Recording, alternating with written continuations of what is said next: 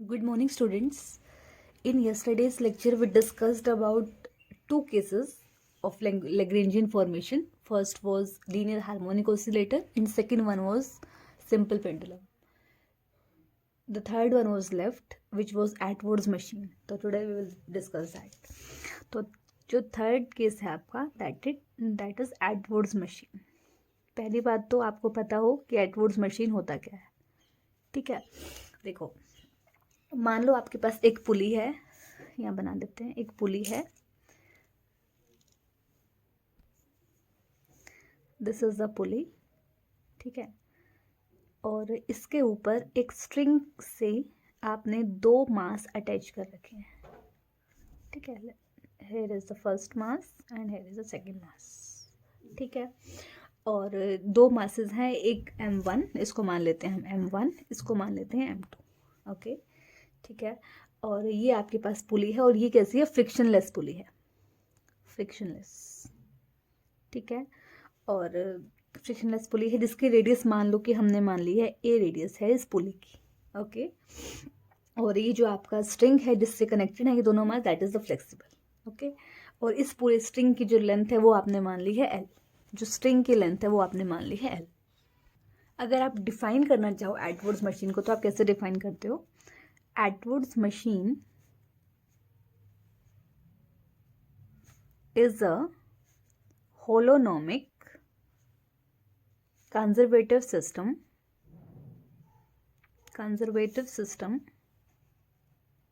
with 1 degree of freedom. अभी आप देखो कैसे इसकी डिग्री ऑफ फ्रीडम ओनली 1 है इस पूरे सिस्टम की, ठीक है, and if the pulley is frictionless, pull is frictionless, constraints are scleronomic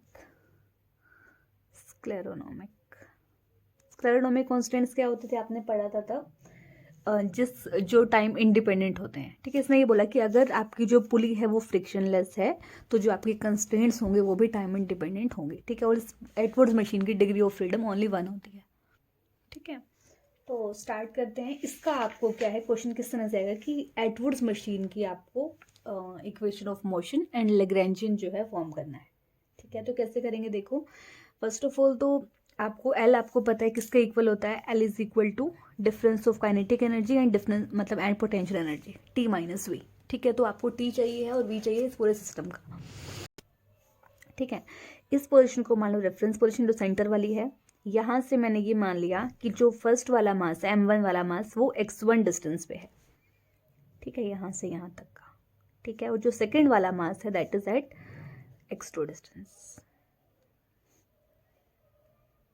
ठीक है, फ्रॉम दिस रेफरेंस पोजीशन। अच्छा, अब आप ये देखो कि मैंने ये बोला कि जो इसके ऊपर स्ट्रिंग है उस पूरे स्ट्रिंग की जो लेंथ है वो कितनी है l, ठीक है, तो आप l को क्या लिख सकते हो, यहाँ से यहाँ तक l है, यहाँ से यहाँ तक भी, मतलब देखो यहाँ से यहाँ तक भी स्ट्रिंग है, ठीक है, यहाँ से यहाँ तक भी स्ट्रिंग है, और ये जो पूरा पुली के ऊपर भी तो कुछ पार्ट होगा स्ट्रिंग का, क्योंकि एक ही स्ट्रिंग से ये दोनों मास अटैच हैं, तो कुछ पार्ट यहाँ पर होगा इतने रीजन में, है ना, तो आप क्या लिख सकते हो, x1 प्लस x1 इतना पार्ट हो गया, उसके बाद यहाँ से यहाँ तक भी स्ट्रिंग है, और उसकी लेंथ कितनी होगी, अगर पूरा पुली एक सर्किल होगा ऑब्वियसली पर सर्कुलर फॉर्म में होगा, और सर्कमफेरेंस पूरी क्या होती है अगर रेडियस a हो तो दैट इज 2 पाई a, और आपके पास मतलब आधे सर्किल पे क्या है आपका स्ट्रिंग है, इसका मतलब इतनी लेंथ कितनी हो जाएगी स्ट्रिंग की, पाई a, मतलब सर्कमफेरेंस का आधा प्लस x2, ये सारा मिला के किसके इक्वल होना चाहिए, जितनी आपकी स्ट्रिंग की लेंथ है that means that is equal to l, ठीक है। तो आप दोनों तरफ डेरिवेटिव करो, ठीक है, यहाँ पे कितना हो जाएगा derivative with respect to time, तो यहाँ पे कितना हो जाएगा x1 डॉट प्लस पाई एक कांस्टेंट है, a is the radius of the pulley which is also a constant, तो इसका जो time derivative that should be equal to 0, ठीक है, यहाँ पे कितना हो जाएगा x2 डॉट, और l क्या है स्ट्रिंग की लेंथ है वो भी एक कांस्टेंट है, तो l का टाइम डेरिवेटिव हमने क्या माना है कि वो मतलब ये अज्यूम ही करते हैं हम कि वो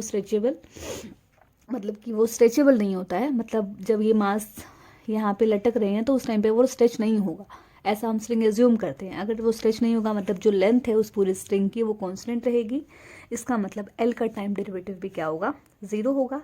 तो यहाँ से आपके पास क्या आया, x1 dot equal to minus of x2 dot, या फिर आप ये लिख लो x2 dot equal to minus of x1 dot, लिख सकते हैं।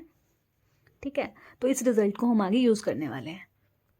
अब हमको निकालनी है इस पूरे की काइनेटिक एनर्जी। ऑब्वियसली बात है, मास m1 और m2 मूव कर रहे हैं। ठीक है, तो काइनेटिक एनर्जी अगर आप निकालोगे, काइनेटिक एनर्जी ऑफ m1 कितनी हो जाएगी, half m1 x1 dot square, x1 dot is v, तो हाफ mv स्क्वायर, तो हाफ m1 v को आपने v1 स्क्वायर को आपने x1 डॉट स्क्वायर लिख दिया, लिख सकते हो आप। ठीक है, similarly kinetic energy of second mass कितनी हो जाएगी, that will be equal to 1/2 m2 x2 dot square हो जाएगी।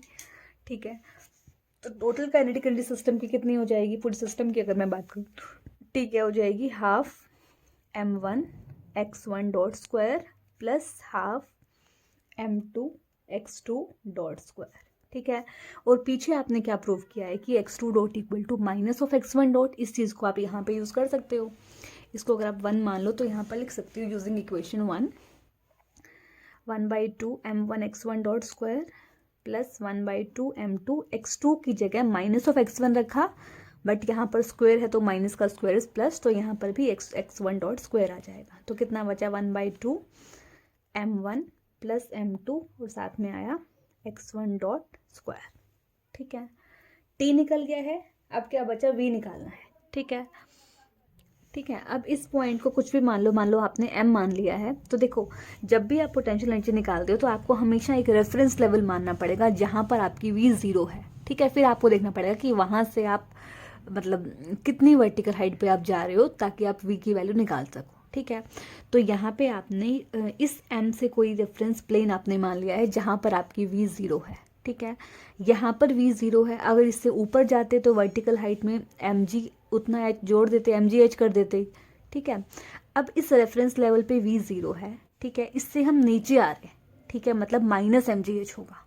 ठीक है, अब मास m1 की अगर मैं बात करूं तो मास m1 के लिए क्या होता है, mgh होती है वैसे तो, माइनस m1 g, और कितने इस लेवल से कितने डिस्टेंस पे है, वो x1 डिस्टेंस पे है, तो आप लिखोगे x1। माइनस क्यों लगाया, बिकॉज ये जो दोनों पोजीशन है वो क्या है, रेफरेंस लेवल से बिलो है। अगर अबव होती तो प्लस होता, माइनस m2 g, और ये कितने डिस्टेंस पे है, x2 पे। ठीक है, तो यहाँ से आपके पास कितना आ गया, माइनस m1g, इसमें से कुछ कॉमन आ सकता है, हाँ आ सकता है, क्या, देखो इस x2 को आप रिप्लेस कर सकते हो किसी से, आपको ये पता है कि x1 plus pi a plus x2 that is equal to l, तो अगर आप यहाँ से x2 निकाल दो किसके इक्वल आ जाएगा, l minus x1 minus pi A आएगा इसके इक्वल। इस चीज़ को आप यहाँ पे पुट कर लो, तो minus m1g x1 minus m2g, x2 की वैल्यू यहाँ से रखेंगे l minus x1 minus pi A. ठीक है, तो v की वैल्यू कितनी आएगी, माइनस m1g x1, इसको खोलो ब्रैकेट को चाहे, माइनस m2g, x1 वाले टर्म को बाहर ले आओ तो माइनस माइनस प्लस हो जाएगा, m2g x1। ठीक है, और बाकी जिसको वहीं रहने दो, तो अंदर क्या बचा, माइनस m2g l माइनस पाई। ठीक है, तो देखो यहाँ पे क्या बचा, v equal to minus m1g, इन दोनों में से माइनस क्या कॉमन आ सकता है, g कॉमन आ सकता है और x1 कॉमन आ सकता है, तो माइनस m1 माइनस m2 और g x1। ठीक है, और प्लस मान लो v नोट आपने क्या माना, देखो ये सारा कुछ कांस्टेंट है, क्यों, क्योंकि देखो m2 मास ऑफ सेकेंड मास जो भी है वो भी कांस्टेंट है, g की वैल्यू भी कांस्टेंट है, लेंथ ऑफ स्ट्रिंग भी कांस्टेंट है, पाई भी और a भी, सब कुछ कांस्टेंट है।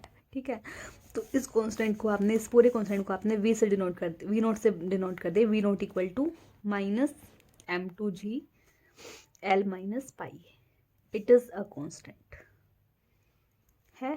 ठीक है, तो आपके पास पोटेंशियल एनर्जी कितनी आ गई, v equal to minus m1 minus m2 g x1 plus v naught. ठीक है, इतनी आपके पास क्या आ गई, v आ गई। अब आपको l निकालना है, l कितना होता है, t माइनस v, t कितना था, दिस वन 1/2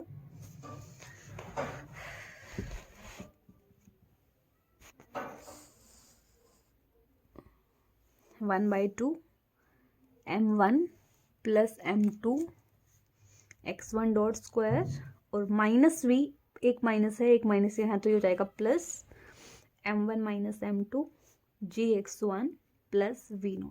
अब तुम ये देखो यहाँ पर डिग्री ऑफ फ्रीडम कितना है। देखो m1 m2 कांस्टेंट, यहाँ भी m1 m2 constant, g constant, v0 constant, सिर्फ और सिर्फ x1 सिर्फ एक ही कोऑर्डिनेट है, x1 डॉट है, यहाँ पर x1 है, तो एक ही कोऑर्डिनेट है जिसके ऊपर डिपेंड कर रहा है आपका सब कुछ। तो यहाँ पे डिग्री ऑफ फ्रीडम कितनी है, 1 है।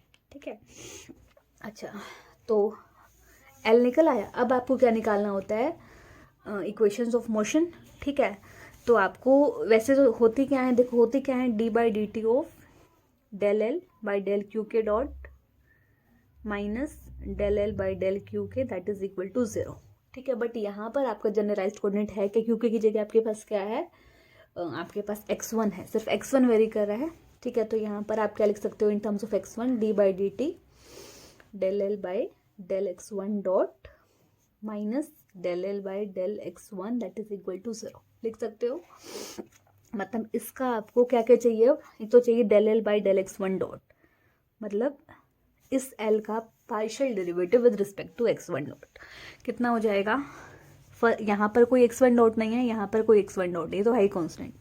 ठीक है, सिर्फ यहाँ पर x1 डॉट है, तो कितना आएगा कॉन्ट्रीब्यूशन, 1/2 m1 प्लस m2, यहाँ से आएगा बस x1 डॉट स्क्वायर का 2x1 डॉट, तो कितना हो जाएगा m1 प्लस m2 और साथ में आया x1 डॉट। ठीक है, और क्या चाहिए, del L by del x1 भी चाहिए, इसमें कहीं x1 नहीं है, यहाँ पे तो कांस्टेंट है, यहाँ पर सिर्फ x1 है, तो कितना हो जाएगा m1 माइनस m2 और साथ में बस g हो जाएगा।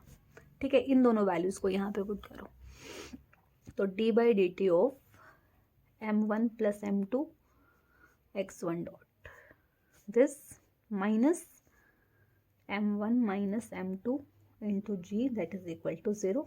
ठीक है, तो यहाँ से आपके पास क्या बचेगा, m1 प्लस m2 तो कांस्टेंट है, उसको डेरिवेटिव से बाहर लेंगे, x1 डॉट मतलब derivative with respect to time, उसके आगे एक और d/dt लगा है, तो कितना हो जाए, इसको आप x1 डबल डॉट लिख सकते हो, this minus m1 minus m2 into g equal to 0। ठीक है, तो आपके पास क्या आ गया यहाँ से, x1 double dot equal to m1 minus m2, इस चीज़ को भी वहाँ ले जाओ, divided by m1 plus m2 और साथ में आया g। ठीक है, तो ये आपके पास क्या हो गई, जो आपका इक्वेशन ऑफ मोशन है for Edwards machine. Equation of motion को आप यहाँ तक भी लिख सकते थे, सिर्फ m1 इस चीज़ को वहाँ ले जाओ, है ना। तो ये आपके पास सारा केस क्या था, पहले आपने लैग्रेंजियन फॉर्म किया एडवर्ड्स मशीन के लिए, उसके बाद आपने क्या किया है, इक्वेशन ऑफ मोशन निकाली है for Edwards machine using Lagrange equation. ठीक है, तो सिर्फ ये 3 केस आपके सिलेबस में थे और इसी में से कोई एक आपके एग्जाम में आ जाएगा। Our next topic is to derive Hamilton's principle using Newton's law. ठीक है, तो डिराइव करना है, तो सबसे पहले हम देखते हैं कि हैमिल्टन्स प्रिंसिपल की स्टेटमेंट क्या है। तो स्टेटमेंट आप पहले भी पढ़ चुके हो, of all the paths along which a dynamical system में move from one point to another within given time interval, the actual path followed is that which minimizes the action integral. देखो, इसने यही बोला है कि किसी भी point 1 से पॉइंट 2 तक of all the paths along which dynamical system में मूव, जितने भी पाथ्स पॉसिबल हैं इन दोनों पॉइंट्स के बीच में। ठीक है, मतलब अगर किसी सिस्टम को इस पॉइंट से इस पॉइंट तक जाना है तो उसके पास ऑब्वियसली बहुत सारी चॉइसेस हैं कि वो किस पाथ से जाए। ठीक है, बट एक्चुअल पाथ कौन सा फॉलो होता है, विच मिनिमाइजेज द एक्शन इंटीग्रल। ठीक है, एक्शन इंटीग्रल होता क्या है, एक्शन इंटीग्रल इसके इक्वल होता है एल dt का integration from t1 to t2 जिस टाइम इंटरवल के बीच की आप बात कर रहे हो। ठीक है, विच मिनिमाइजेज द एक्शन इंटीग्रल मतलब जो इस एक्शन इंटीग्रल को मिनिमाइज कर दे, या फिर मतलब हमने पढ़ा था कि इसकी स्टेशनरी वैल्यू हो, है ना। और अगर आप वेरिएशन की बात करो, मिनिमाइज करें, इसका मतलब जो वेरिएशन है वो that should be equal to 0। ठीक है, और इस प्रिंसिपल को आप प्रिंसिपल ऑफ लीस्ट एक्शन भी बोलते हो। ओके, अब हमको बात करनी है इसके प्रूफ की यूजिंग न्यूटन्स लॉ। तो स्टार्ट करते हैं। सबसे पहले तो आपको ये पता होना चाहिए कि मोनोजेनिक सिस्टम क्या होता है, जिसके अंदर जो भी फोर्सेस जो हैं, हम यहाँ पर मोनोजेनिक सिस्टम की ही बात करेंगे। इस टाइप के सिस्टम में जो आपके फोर्सेस होते हैं that are a function of generalized scalar potential, ठीक है। और जैसे ये जो v है, यहाँ पर आपको पता है कि फॉर कंजर्वेटिव सिस्टम ये जो है पोजीशन पे डिपेंड करता है, और ये जो आपका f होगा वो कोऑर्डिनेट पे भी, वेलोसिटी पे भी और टाइम पे भी, ठीक है। बट मोनोजेनिक सिस्टम की कंडीशन क्या है कि जो आपके फोर्स हैं that are derivable from some scalar potential which is dependent on coordinates, okay. So यहाँ से आपके पास क्या आया, मान लो कि हम बात कर रहे हैं इस टाइप के सिस्टम की, ठीक है। यहाँ पर क्या है, देखो यहाँ पर ये कोऑर्डिनेट सिस्टम है, जो सिस्टम है पूरा, मान लो कि वो किसी पर्टिकुलर टाइम t1 पे उसका पोजीशन वेक्टर क्या है, r1 है, ठीक है। और कुछ टाइम t2 के बाद उसका पोजीशन वेक्टर क्या है, t2 है, मतलब उसने यहाँ से यहाँ पे ट्रेवल किया है, ठीक है। अगर उसने यहाँ से यहाँ ट्रेवल किया है तो ऑब्वियस सी बात है उसके पास बहुत सारी चॉइसेस थी कि वो किस पाथ से जाए फ्रॉम पोजीशन 1 टू पोजीशन 2। उसके पास बहुत सारी चॉइसेस थी, position A to position B बोल सकते हो आप, कुछ भी बोल दो, तो उसके पास बहुत सारी चॉइसेस थी, ठीक है। तो हमको वही देखना है कि कौन सा एक्चुअल पाथ फॉलो हुआ, क्या कंडीशन है उस पाथ के लिए, उसी चीज़ को हमको प्रूव करना है, ठीक है। तो अब आपको ये पता है कि, और मान लिया कि ये जो डिस्प्लेसमेंट या जो डिस्टेंस उसको ट्रेवल करना था, जब वो t1 टाइम से t2 टाइम पे गया, मतलब पोजीशन A से पोजीशन B पे गए, मान लो B की डिस्प्लेसमेंट कितनी, डेल्टा आर थी, ठीक है। तो इतनी अगर डिस्प्लेसमेंट थी और अगर आपको वर्क डन निकालना तो वो किसके इक्वल होगा, product of force and displacement, तो F डेल्टा आर लिख सकते हो आप। अब आपको ये पता है, इसको आपने इक्वेशन 1 मान लिया है, ठीक है। फिर आपको ये पता है कि न्यूटन सेकेंड लॉ के हिसाब से आप क्या लिख सकते हो, फोर्स को मास इंटू एक्सेलरेशन होता है, एक्सेलरेशन को आप आर डबल डॉट मतलब double time derivative of position लिख सकते हो, तो आर डबल डॉट लिख सकते हो एक्सेलरेशन को, तो इसको आपने इक्वेशन 2 मान लिया है, ठीक है। फिर इस फोर्स की जगह पर आप इस वैल्यू को रख सकते हो, मतलब हमने इक्वेशन 2 को इक्वेशन 1 में यूज़ किया है, तो you will get work done equal to M R double dot delta, ठीक है। अब आपको ये पता है कि जो आपका वर्क डन होता है दैट इज़ इक्वल टू, या फिर आप ये बोल सकते हो कि जो आपकी पोटेंशियल एनर्जी होती है that is equal to negative work done. तो यू नो कि जो आपका वर्क डन होता है दैट इज़ इक्वल टू, या फिर आपकी जो पोटेंशियल एनर्जी होती है that is equal to negative work done, तो आप डेल्टा डब्ल्यू को equal to minus of del भी लिख सकते हो, this is your potential energy which is equal to negative of work done, ठीक है। अगर आप इस इक्वेशन को और इसको कंपेयर करोगे तो you will gate, so on comparing equation 3 and 4 you will get mr double dot delta R equal to minus delta V, ठीक है। अब देखो, मान लो आपने कोई फंक्शन चूज़ किया, उसका पर्पस भी आगे पता चल जाएगा, आर डॉट डेल्टा आर, ठीक है। अगर आप इसका टाइम डेरिवेटिव लो तो आपको पता है कि यहाँ पर दो फंक्शन है u इंटू वी, तो वही फॉर्मूला लगेगा, first function as it is second का derivative plus second as it is first का डेरिवेटिव, ठीक है। तो यहाँ पर हमने यही किया है, पहले फर्स्ट का डेरिवेटिव किया, सेकंड वाले को रखा एज इट इज, ठीक है। आर डॉट आपके पास था, उसका टाइम डेरिवेटिव करोगे तो you will get R double dot delta R plus, यहाँ पे आर डॉट लिखा और इसका time derivative it is equal to delta R dot, ठीक है। तो आपके पास क्या आया, R double dot delta R plus R dot मतलब time derivative of R position that means which is equal to velocity, तो यहाँ पे आया वी, और डेल्टा आर डॉट मतलब यहाँ पर भी आर डॉट किसके इक्वल जाएगा, delta R dot equal to delta V, ठीक है। अब आपको ये पता है कि अगर आप वी डेल्टा वी, इस टर्म को आप क्या लिख सकते हो, half delta of half V square, क्योंकि इसको ओपन करोगे you will get the same thing, इसको ओपन करोगे तो कितना आ जाएगा, 1/2 कॉन्स्टेंट वी स्क्वायर का 2v डेल्टा वी, तो अगेन आपके पास वी डेल्टा वी ही आ जाएगा। तो इस टर्म को आप क्या लिख सकते हो, delta of half V square लिख सकते हो, ठीक है। तो यहाँ से आपके पास d/dt time derivative of R dot delta किसके इक्वल आया, that is equal to R double dot delta R plus ये वाली टर्म इसके equal delta of half V square, ठीक है। हमारा पर्पस क्या था, आप समझाती हूँ मैं आपको, इस फंक्शन को चूज़ करने का, कि आपको इस चीज़ की वैल्यू चाहिए थी, क्योंकि इस चीज़ की वैल्यू आपको यहाँ पर पुट करनी है ना। तो इसकी वैल्यू अब यहाँ से निकल सकती है, दिस माइनस दिस बोल सकते हो, है ना, और इस चीज़ को फिर आप वहाँ पुट कर दोगे, तो आपने वैल्यू निकाली है R double dot delta R की which is equal to d/dt of R dot delta R minus delta of half V square, ठीक है। इस वैल्यू को आर डॉट डेल्टा आर की वैल्यू को यहाँ से उठा के आप यहाँ पे रखोगे तो आपके पास क्या आएगा, एम तो ऑलरेडी था, इसकी वैल्यू आपने क्या रखी है, ये D by D T of R dot delta R minus M तो था ही delta of half V square that is equal to minus delta V. ठीक है, अब इस मास को आप अंदर भी ले जाओगे तो कोई फर्क नहीं पड़ेगा, तो you will get delta of half M V square, और ये चीज़ आपके पास किसके इक्वल होती है, काइनेटिक एनर्जी के, तो आप यहाँ पे डेल्टा टी लिख सकते हो। ठीक है, और बाकी सारी टर्म्स को आपने एज इट इज रखा है, तो आपके पास यहाँ से ये चीज़ आई that is equal to delta T, left hand side में था तो नेगेटिव था, इधर गया तो पॉजिटिव हो गया, यहाँ पे नेगेटिव था अभी, that is equal to this, तो इसको आप इधर ले जाओगे तो you will get delta T minus delta V, common ले सकते हो डेल्टा, टी माइनस वी अंदर बचेगा। अब टी माइनस वी किसके इक्वल होता है, लैग्रेंजियन के, तो you will get you can write it as M it is as it is equal to delta of L. ठीक है, अब आपने क्या किया, दोनों तरफ इंटीग्रेशन किया है, इस dt को आप यहाँ लेकर गए हो और फिर आपने दोनों तरफ इंटीग्रेशन किया with respect to time from t1 to t2, क्योंकि इसी टाइम इंटरवल के बीच में आप बात कर रहे थे जिन दो पॉइंट्स के बीच में उस पार्टिकल को मतलब कौन सा पाथ जो है वो फॉलो करेगा।